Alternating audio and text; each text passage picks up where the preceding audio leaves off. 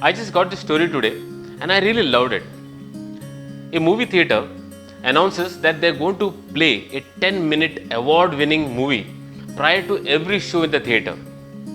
People are really excited and they all come in early and settle down because they don't want to really miss any part of this 10-minute award-winning movie. The movie began with a snapshot of the room ceiling. There's no decoration on the ceiling, it was just plain blank ceiling. Couple of minutes passed, but the camera did not move. People started wondering, and though they were whispering, the frustration was very obvious. After a couple of more minutes, emotions were moving from frustration to anger. People started wondering, what could be wrong with this man who made this movie? They started ridiculing the jury who gave this man the award. And they could not understand why this theatre management would like to show this movie before every show.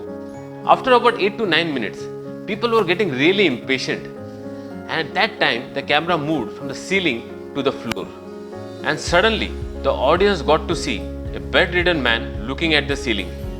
He was totally handicapped due to some spinal cord injury. The camera again rolled back from the floor to the ceiling, and the following sentence appeared on the screen. We showed you only 9 minutes of this young man's daily activity from the 24 hours of his life, and which he will probably watch for the rest of his life. And you complained and ran out of patience as you couldn't bear to watch it even for 9 minutes. So friends, right now, if you are not confined to the ceiling, consider yourself lucky. And if you are able to manage 3 meals a day, and if you have your loved ones close to you, consider yourself as absolutely blessed.